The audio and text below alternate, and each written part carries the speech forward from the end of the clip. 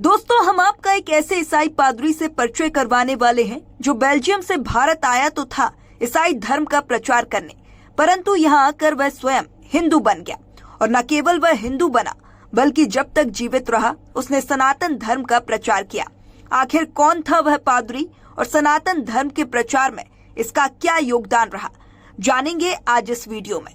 दोस्तों, यह कहानी शुरू होती है 8वीं सदी से, जब 8वीं सदी की शुरुआत में ही भारत पर ब्रिटिश साम्राज्य स्थापित हो जाता है और मुगलों की तरह अंग्रेजों ने भी सनातन धर्म अर्थात भारतीय संस्कृति के खिलाफ कार्य करने शुरू कर दिए। वर्ष 1935 में सनातन धर्म पर सबसे बड़ा प्रहार लॉर्ड मैकाले ने किया, जब उसने भारतीय शिक्षा पद्धति को गैर कानूनी बता दिया, उसको प्रतिबंधित कर दिया। साथ ही उसने संस्कार विहीन अंग्रेजी शिक्षा पद्धति की शुरुआत की, जो आज तक चली आ रही है और इसे मैकाले शिक्षा पद्धति के नाम से भी जानते हैं। दोस्तों, यह वह दौर था जब हिंदू धर्म पर चारों तरफ से हमले किए जा रहे थे। उन्हें जातियों में विभाजित करके आपस में ही लड़ाया जा रहा था। हिंदी भाषा बोलने वाले लोगों का अपमान किया जा रहा था और लोग अंग्रेजी बोलने में अपनी शान समझते थे। यह वह दौर था जब ब्रिटेन दुनिया भर के ईसाई पादरियों को भारत में आमंत्रित कर रहा था, उन्हें हिंदुओं को क्रिश्चियन बनाने का मिशन सौंप रहा था।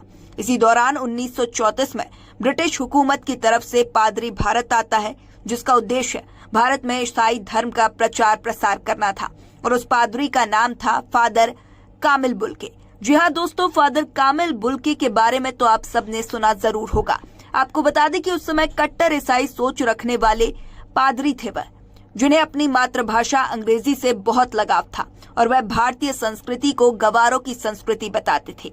लेकिन ऐसा कुछ हुआ कि उन्होंने ईसाई धर्म छोड़कर अपना पूरा जीवन हिंदू धर्म को समर्पित कर दिया।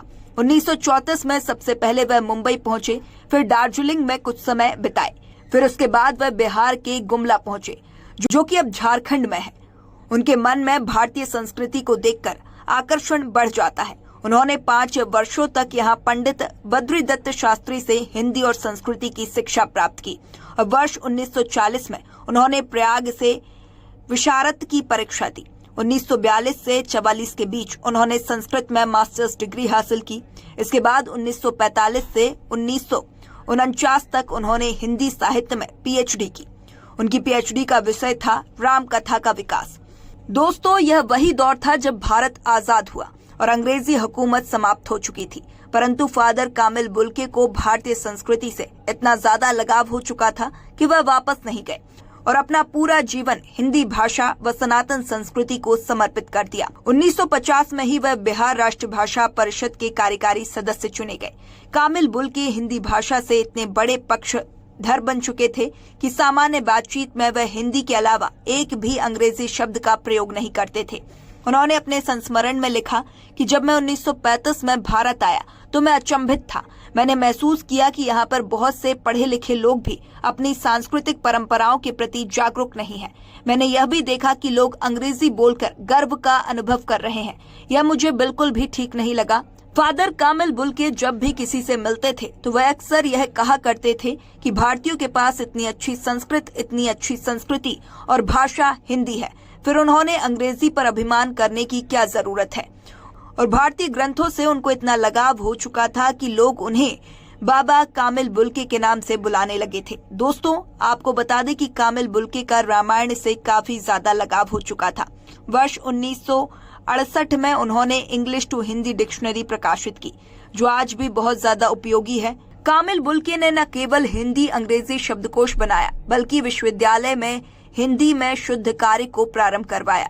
जी हाँ दोस्तों, कामिल बुल्के ने पीएचडी करने के लिए सर्वप्रथम हिंदी भाषा में शोध प्रबंध लिखा, जबकि उस समय सभी विश्वविद्यालय में अंग्रेजी के अलावा दूसरी भाषा में शोध प्रबंध लिखने का नियम नहीं था। कामिल बुल्के एक ऐसे भारतीय विद्वान थे जिनका जन्म विदेश में हुआ था। दोस्तों, बता दें कि भारत आने से पहले कामिल बुल्के का ईसाई धार्मिक साहित्य से काफी ज्यादा लगाव था।